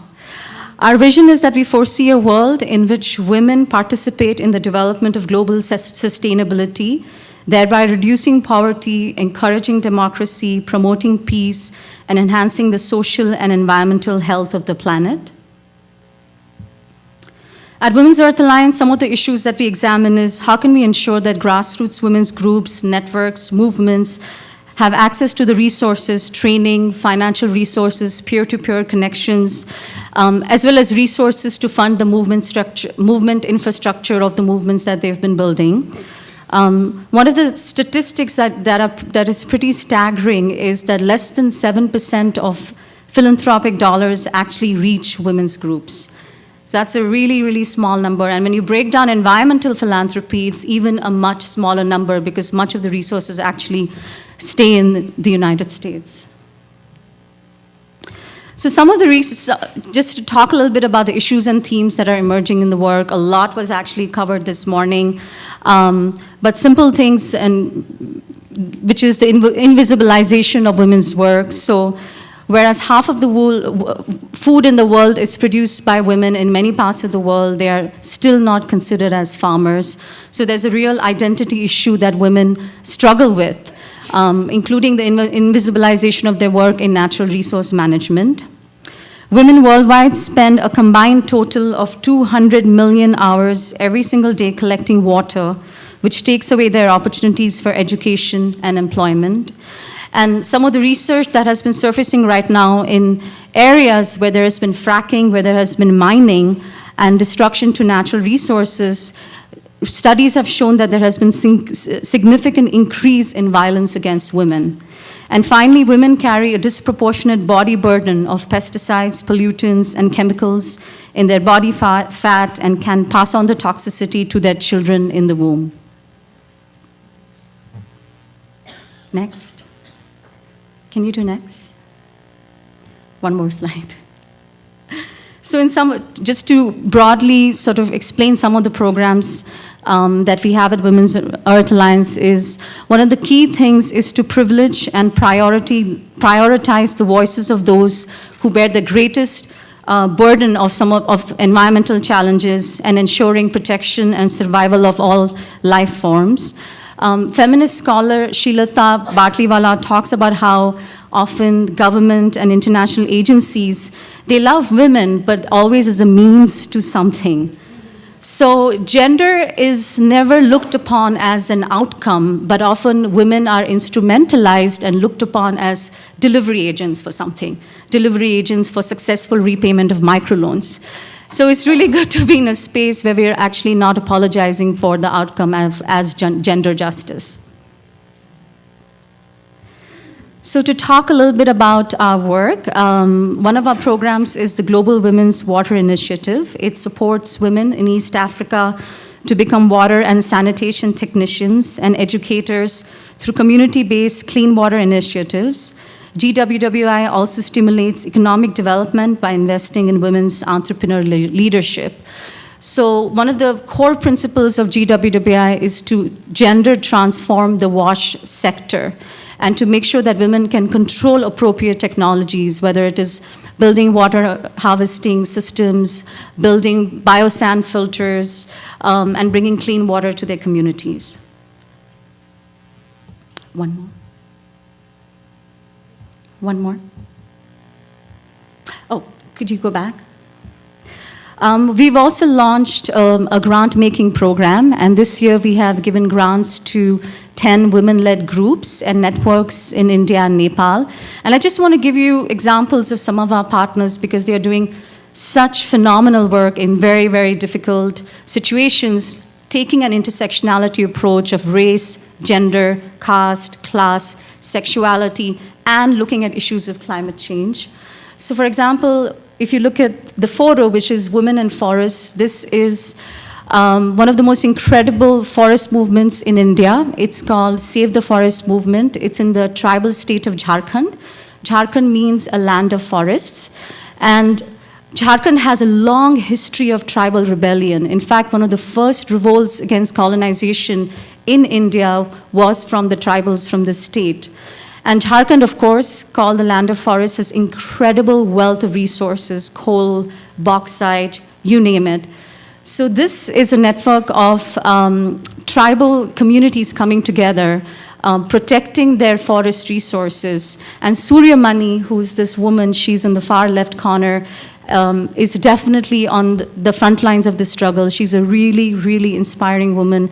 What they have done is they travel village to village, creating forest watch committees, and most importantly, this act that passed in India, it's called the Forest Rights Act of 2006. They have translated it into simple, accessible language, and they're educating tribal communities about this act. The slide about women's and mines, this is another of our partner in Jharkhand. It works with tribal communities that have been displaced by coal mining. This particular woman is incredibly inspiring. I was visiting a health center where women like this health worker, they educate mothers on infant health, on maternal health. Many of the mothers continue to work in the mines well into their first trimester. And so they're exposed to a lot of toxicity. The sad thing is that her village is the next village to be displaced. So besides doing the outreach work that she's doing with pregnant mothers, she's also educating, organizing her community to demand a just rehabilitation package. And women's groups are also demanding that older mines are restored so that communities can go back to their ancestral homelands where their sacred grove stands even today. So this is just an incredible example of one woman who's working at the multiple levels of the struggle, educating mothers, and also doing community organizing. And finally, one of our partners in Chhattisgarh, there was a time in India when we had over 100,000 varieties of rice. That's a phenomenal variety, which of course has been lost as industrial agriculture takes root and corporations control the seed market. As some of you may know, Monsanto now controls 90% of the cotton market. This has happened just in a matter of 10 years. So one of the grants that we've given is to one of our partners, which is trying to document particularly women's traditional knowledge systems related to food security and agrobiological diversity. And finally, as you know, there has been a long history of conflict in the Northeast India. And one of our partners in Manipur, they organize women, many of them who are gun widows. One of the most inspiring examples of women's movement is India, is actually in Northeast, where women experience incredible militarism and violence from the state and the police. Within that context, they're talking about right to food, they're organizing women to grow sustainable agriculture, and they're talking about how to deal with violence, the multiple levels of violence that indigenous women face in the state. I'm going to briefly talk about one initiative that we supported a year ago. This was an effort that brought together 40 grassroots women, farmers, indigenous women, community workers from 4 flood-affected states in India. And this was an opportunity for the women farmers to come together and to talk about how do I experience climate change? What are the adaptive practices that you are working in your communities? What are the traditional knowledge systems that you've been using to cope with floods? So there were a lot of peer-to-peer exchanges with women farmers. Women farmers traveled in West Bengal. If you could just change the slide. This was right after the rains, so they could really see the impact of the floods, and they met women, really inspiring women who had completely converted from chemical agriculture to completely organic farming. This one woman whose photo you saw before, Ramrati, she has gone on to train nearly 120 women on sustainable agriculture. Not only that, because now she has respect in the community, she also has land on her name. So these peer-to-peer exchanges were proving to be extremely valuable for women to learn from each other.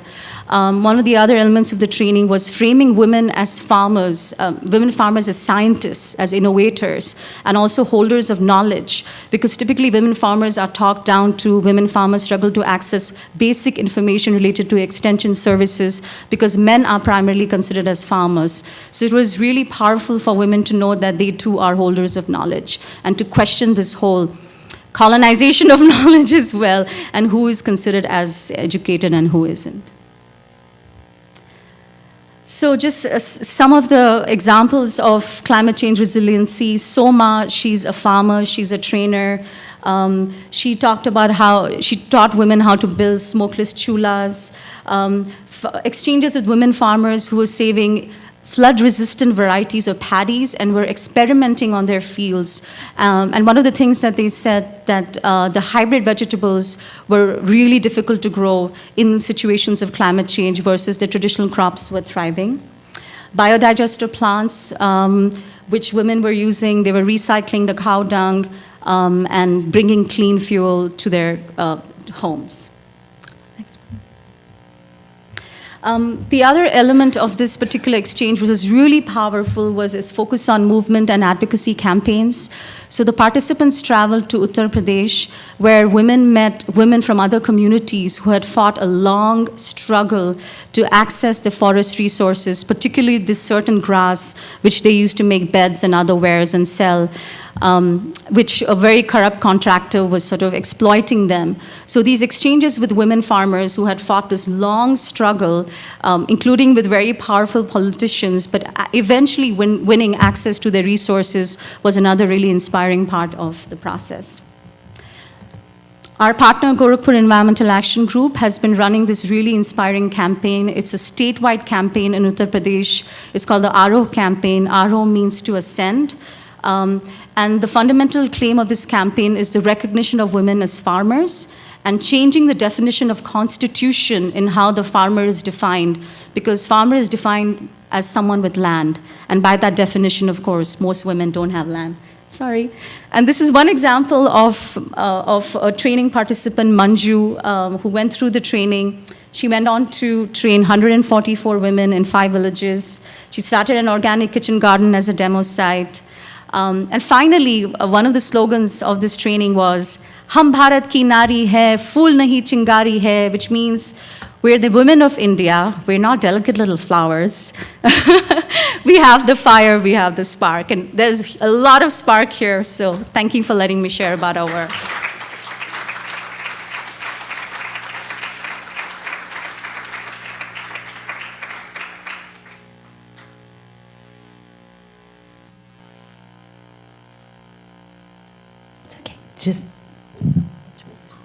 Ghislaine Maxwell. Ghislaine. Ghislaine. I would just like to say thank you so much for having me. It's a great honor to be here with all of you. So many inspiring women doing such amazing work. Nope.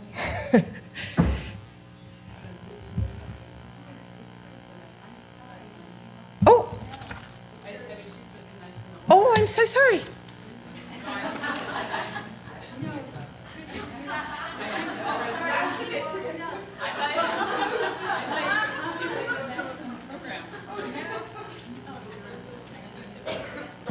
Kristen Graff. Hello. I was just waiting for them to switch it back. No worries for you. All right, so here we go. I have to start by thanking you so much for inviting me here. This is such an incredible place, and I am so humbled to be here amongst all of you. It's just phenomenal, and I'm so inspired by everything I've heard today, and by knowing that all of you are out there in the world doing the work that you are doing. I wanted to start tonight just by telling you a little bit about me and my story and how I ended up where I am doing the work I'm doing. I have to also give thanks, you can go to the next slide, but for where I come from. I come from amazing women that live not too far from the place in this picture, and I stand on their shoulders. Women who taught me to love puzzles and problem solving, women who taught me to love my brain and math and science, women who taught me to understand my role in causing problems, but also my capacity for creating change. And women who taught me to love and own the power of the wind for electricity generation, but also the power of the wind for our spirit generation, the power of the wind for our breath, our energy in our own lives and our community. So this picture, as I said, is near where I grew up, my parents' home. But the truth is I had a passion for wind energy before I actually ever saw a wind turbine in person. This is much later, once I was deep into the community. For me, it was a combination of my passion for math and science and a devotion to the environment and the blessings of some incredible teachers, including Captain Planet. I am definitely of that generation. I could sing the theme song without hesitation right now. I don't, he's my hero, yes, among so many. So I had incredible teachers, and so I went off to college, you can go to the next slide, to study engineering and renewable energy design with a complete dedication to the idea that if I designed the perfect wind turbine and I understood all the engineering tools and I did it just right, we would have wind turbines everywhere. And what I learned in college, there were two things, and I'll come back to the first, but my freshman calculus class, I was one of two women, and it floored me. It floored me at that moment because it had never occurred to me that women wouldn't care as much as I did about engineering, about math, and about science. And then I also realized that people knew a lot about designing wind turbines. They had designed some really amazing ones that were really efficient, could generate a lot of electricity and do it pretty cheaply. And yet they still were not getting built everywhere. That project near my home was nowhere near being built yet. And so I turned my brain and my attention towards other problems, policy, economics. You can go to the next slide, just a couple pictures. But also other pieces of public perception and misinformation, the education that informs our energy decisions around health and justice.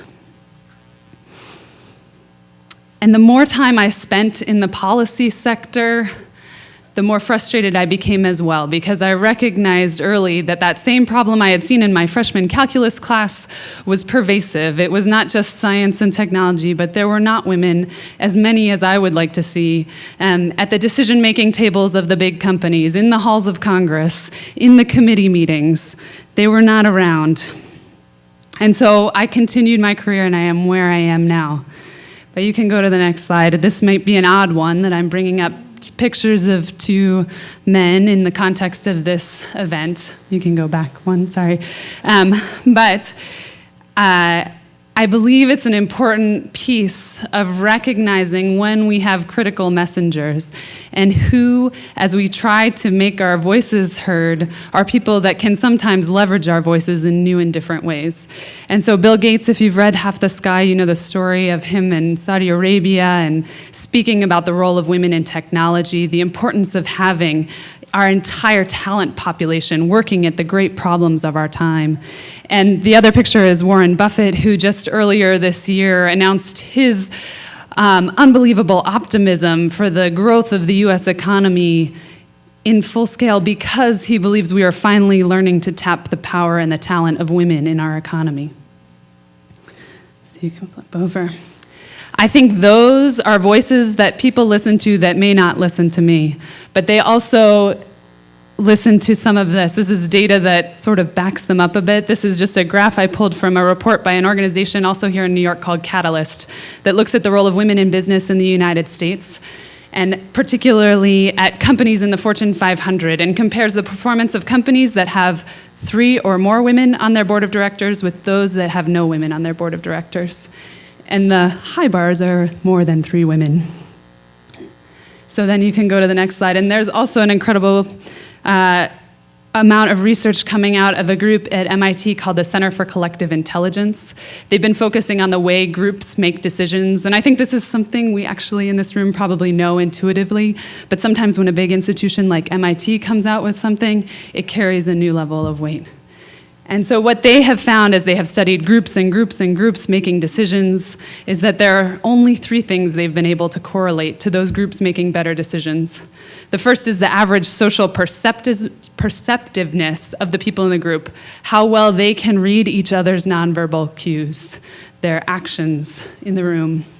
The second is the evenness of conversational participation. How well is the conversation distributed? Does everybody have a chance to speak, or is it being dominated by one person? And the third thing, as you can see, it's cut off at the end, but the actual number of women in the group. And I think I would love to say that that's because we know women are incredible decision makers, but it's also because we spend a lot of time and effort training women in those first 2, intentionally or subconsciously, to make sure that everyone is participating and to make sure we are all lifting our voices. So, one more. So I ended up at WOWI, Women of Wind Energy, because I do have this core deep passion for wind energy, but I also am dedicated to seeing more women in the field. And it's not only because I want more women in the field, but because I believe it's directly tied to the success of renewable energy overall. So our mission is to promote the education, professional development, and advancement of women. We're trying to recruit more women into the renewable energy space, but we also recognize it's important to retain and advance them. And we're also working now to help them, our incredible network. We now have 35 chapters around the US and Canada, and almost 3,000 men and women, both, participating in our organization's programs. And we recognize it's critical for them to all have a sense of agency. They need to know that their voice is a critical part of the decisions that are being made. So you can go to the next one here. Yeah, this. So, as I said in the beginning, I stand on the shoulders of amazing women. And I believe as we give agency to the people that are in the room now, the people that we work with now, the people that we know are not here yet but need to be, what we have to do is not just rest on those shoulders, but stand tall ourselves, because there are many more who will need to stand on our shoulders. But also as an engineer, I look at this idea and I'm like, people standing on shoulders, how do you get up? I don't feel like I could go much more than a few people up. But so I look to other places, and if you go to the next, I believe that we as women are incredible at creating community. And this was said earlier many times today. We create community, we create circles, and I think it's through those circles and through our ability to all work together in our own diverse ways towards these commitments that we can reach the higher heights, the castle heights, the cathedrals we dream of. So just to wrap up, I think we have to claim our seats at the table and encourage all of those we know to claim their seats at the table. I believe it is only the power of the many that can outweigh the power of the money as we all come together. And I believe we become the many in that picture at the end, not just by becoming the same, but by bringing all of our diversity to bear on these massive, complex, challenging opportunities in our time.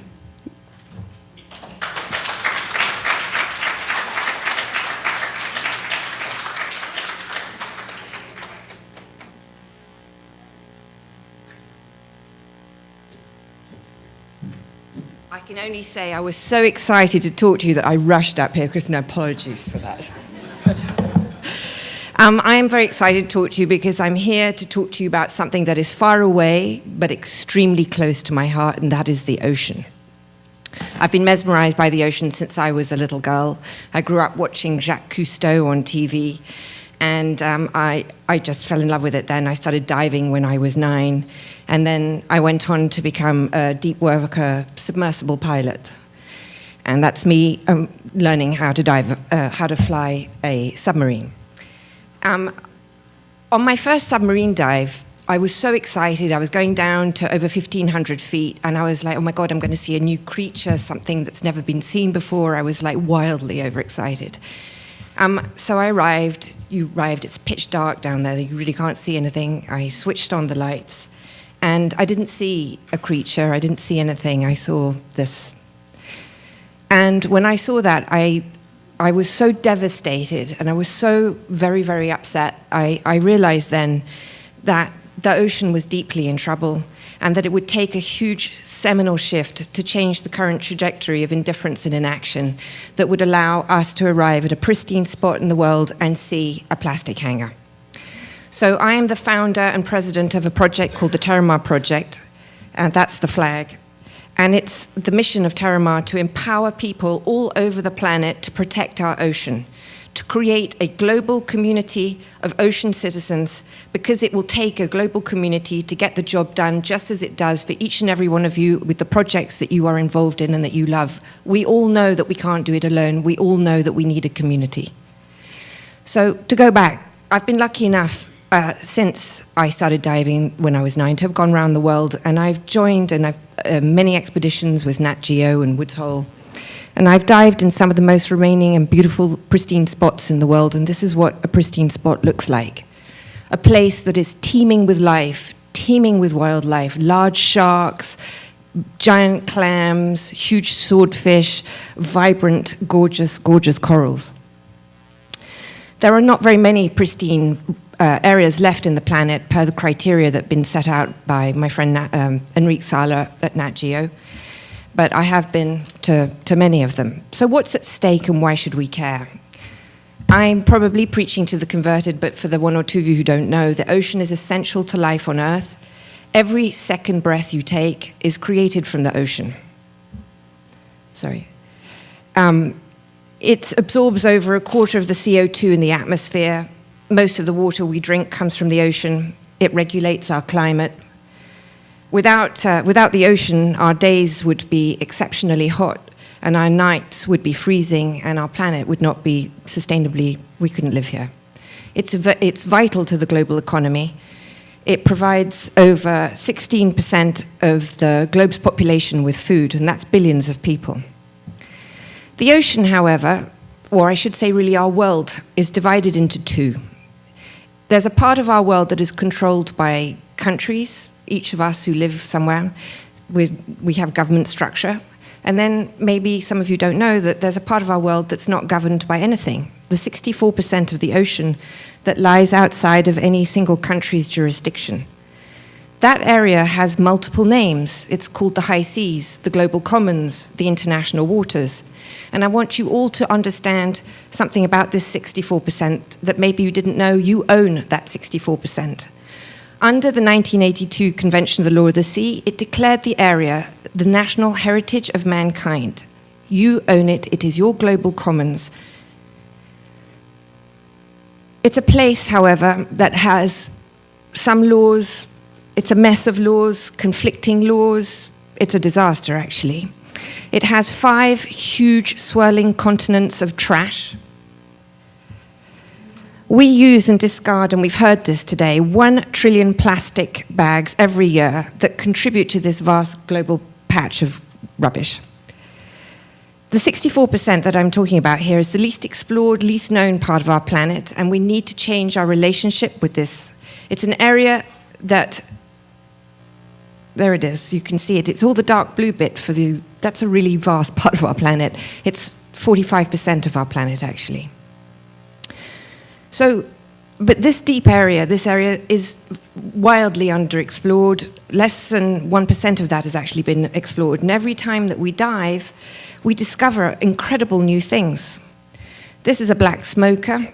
It's the Lost City. It was only recently discovered.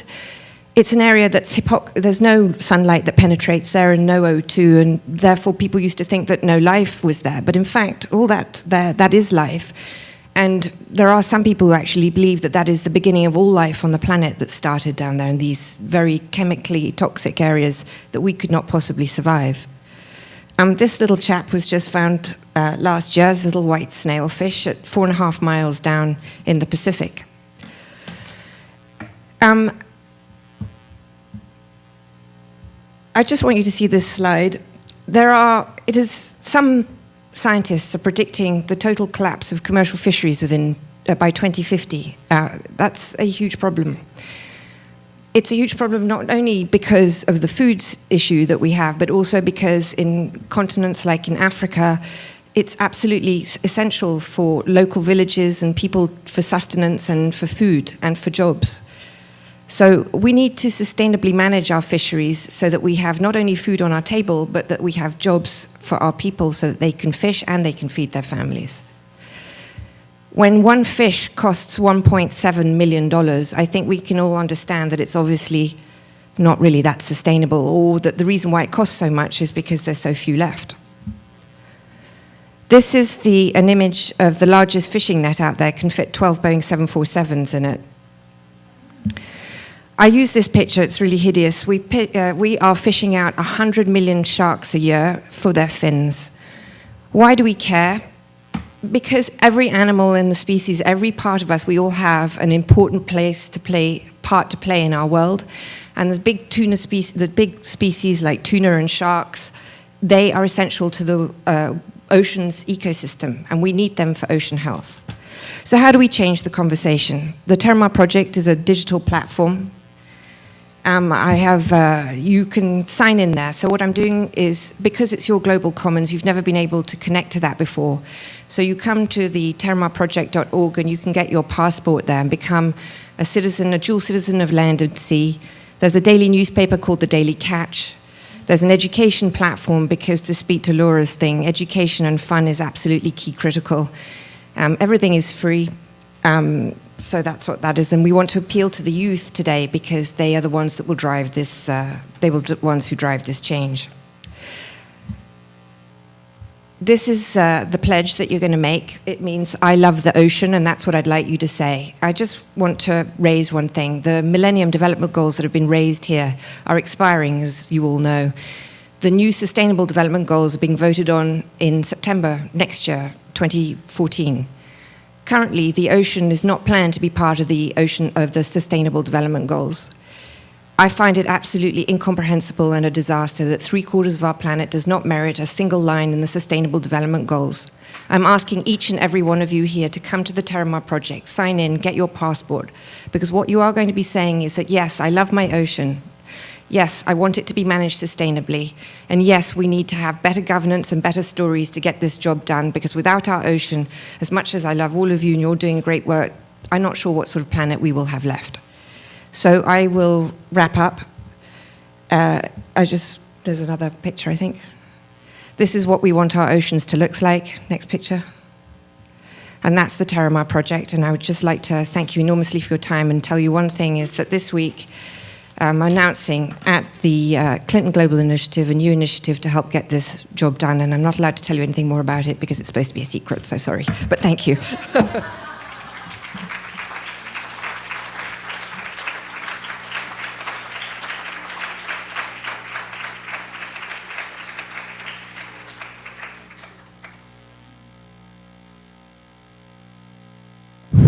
Mary Mavanza.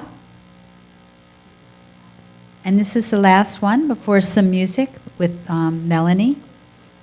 And we'll be closing the night after that.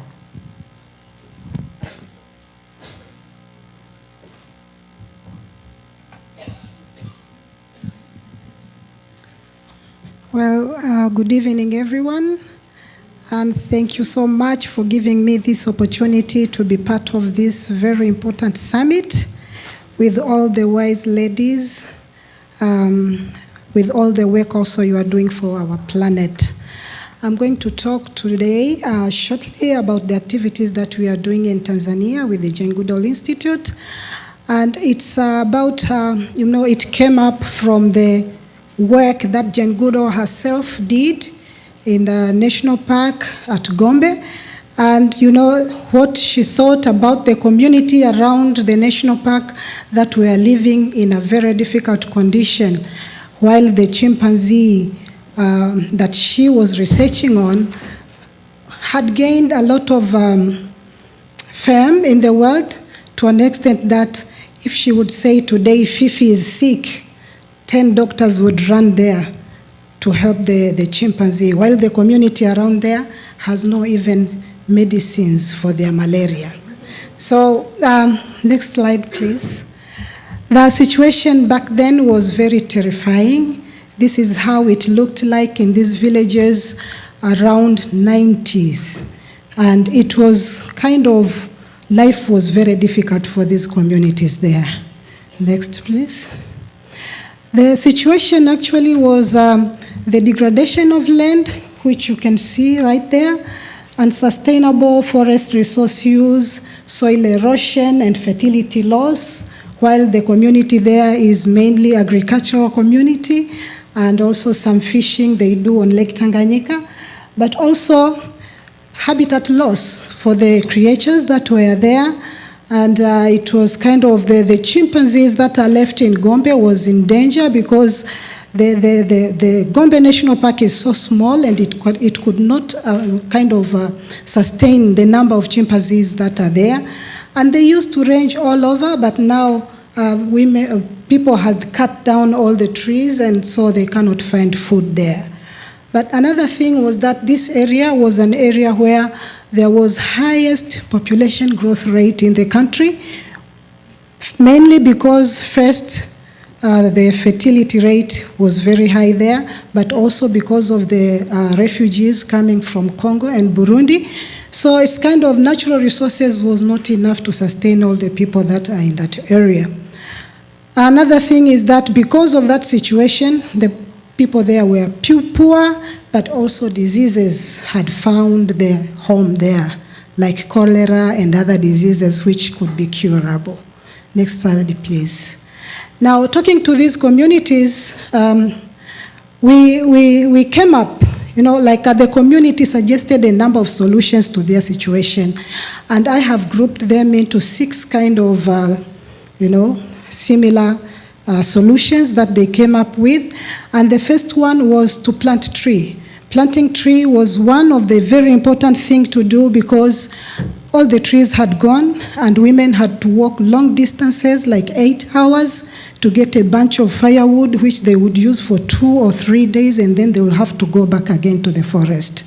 And this was very difficult for them, while they have to take care of the family, bear children, and all the domestic cares, that they have to accomplish for their families. But also, they needed wood for timber, for furnitures, and whatever they needed timber for, even for fishing and making fishing boats. So planting trees was another way of making sure that they can keep on fishing, keep on, having those items they needed to have that are made of wood. And also, it was also planting trees to provide for, soil fertility, trees that they can incorporate in their farms and bring back the life of the soil to support agricultural activities that they are doing in the community. Next slide, please. Now, this wasn't enough. It wasn't enough because although about 100,000 trees were planted every year, it was slow But some of these trees also died because of drought and the situation itself. So we realized that the community there is in the Miombo woodland where they can regenerate the forest. From the stumps that were left, the forest could grow back. And so helping them to do land use plans where they can leave aside land that they decide that they want to conserve. And so far, all the villages around Gombe National Park decided to do it, and they had land that they left aside for conservation. And this process was completely participatory, that they themselves decided on how much land they are going to use for whatever reason they decided themselves. Next slide. This came up, when all the villages had done all the land use plans, they had this contiguous forest that is now providing a ranging area for the Gombe National Park chimpanzees, but also it is a source of water that is flowing in the streams that are coming to the villages, so also helping to support life there. But also it's a source of the future wood that they would need for that community. Next, please. Now, another solution to them was to reduce dependence on forests, because they were depending on forests for firewood, they were depending for timber and all that, but some of them was also their source of livelihood. And so starting microcredit activities in these communities helped to diversify options for livelihood, which they would use that credit to do other businesses that are not dependent on the forests that are remaining there. But also introducing fuel-efficient stove that saves fuel wood by 50% is also helping them to reduce the amount of wood that they require to sustain their domestic requirement. And also promote, non-timber products of the forest, like beekeeping and picking of mushrooms for commercial reasons and selling them to get livelihood. Next. Another one was to improve their social services, and this included a number of things, including access to family planning methods because of that population growth rate. And we see about 25% now of women using modern methods for family planning.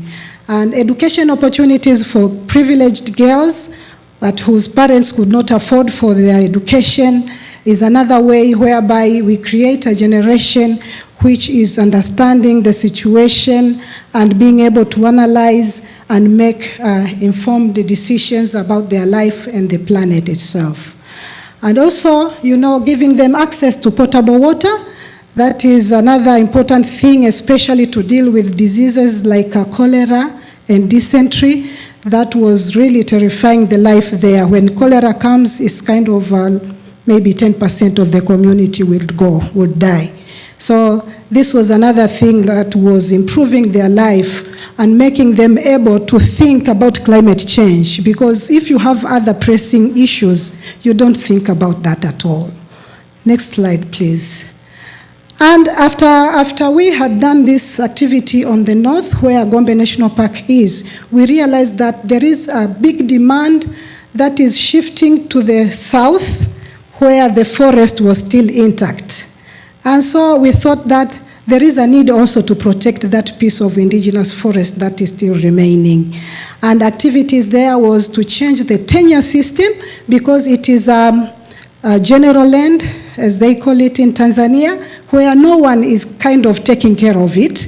And it is a place where more than 50% of the chimpanzees remaining in Tanzania live, but it's not protected. So we work with the local authority government there to upgrade it and give it a status of a local authority forest reserve, which will ensure that this area is protected against destruction. And, it serves as an ecosystem that helps, that's the biggest river that is flowing to Lake Tanganyika. And we know Lake Tanganyika is very important for fresh water in the world currently. So, and also supporting patrols in this area to protect it, and also manage bushfire, which is also another big problem around there, was very important, and this is what we are doing. And my last slide, please. This is talking about passing it over to generation, something that every one of us has been talking about. Through Roots and Shoots activities and clubs in schools, we pass it over. The importance of taking care of the environment, analyzing the climate change, and being able to take action. These kids learn this in school, and they are able to take action at their age and at their capacity, but they grow up knowing this situation, and so when they become leaders and decision makers, they can make informed decisions. We are looking forward to seeing that everyone here, and as you all said, are participating into curing this world and make it a better place for every one of us. So, next slide. And next slide. Asante sana na karibuni. Thank you.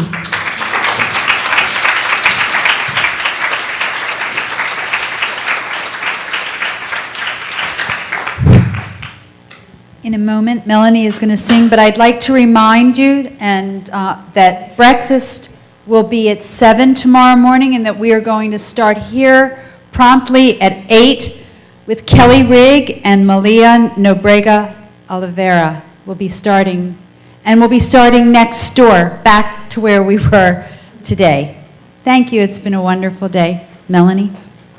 I need this one. Sure. It's the green one. Well, my sisters, I am actually going to have to leave very early in the morning to go to Oakland. Back to Oakland. I have to sing in a benefit for a women's cancer center in Oakland tomorrow afternoon.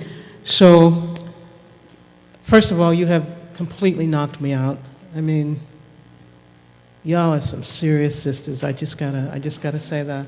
And I want to end with a song that I wrote that's called Standing Stone. And here's the idea about this song. When you feel it, you stand.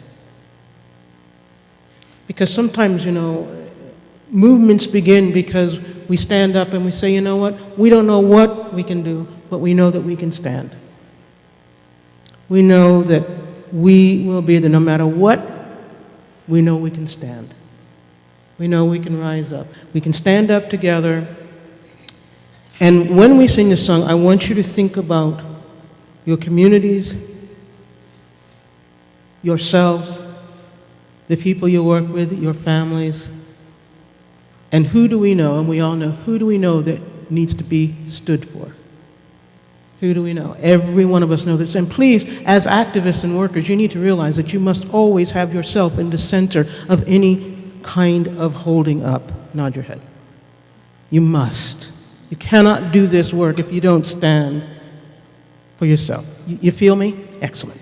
So here's how the song goes, and when you'll learn it. We sing the same thing over and over again. And when you feel it, you stand. And when you really feel it, you take your right hand and you put it on the shoulder of the person next to you.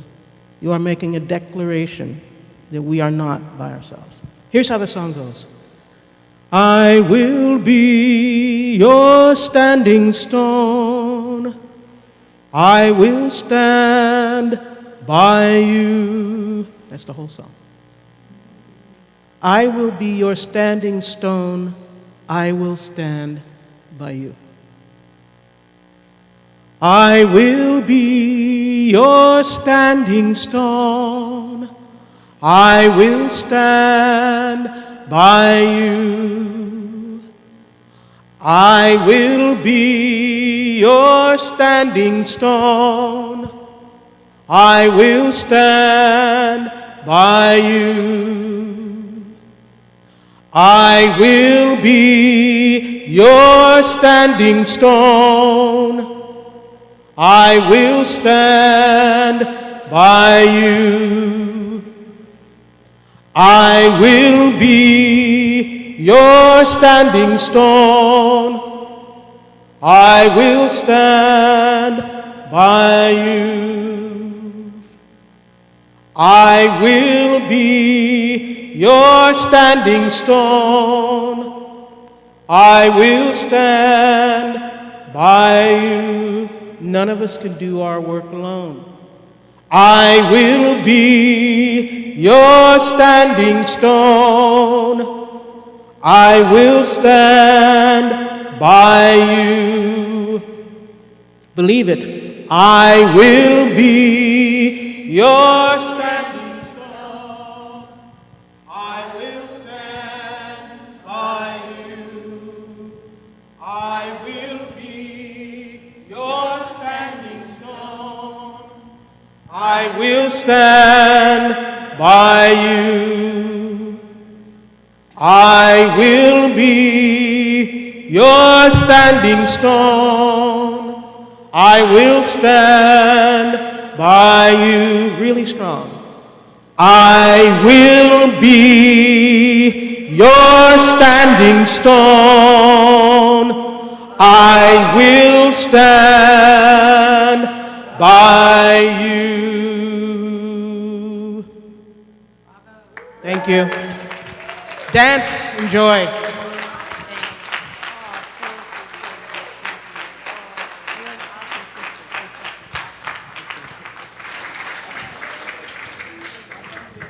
Thank you all for an amazing, amazing evening, and you're all welcome to stay. There's rumors that there's going to be a dance party in here.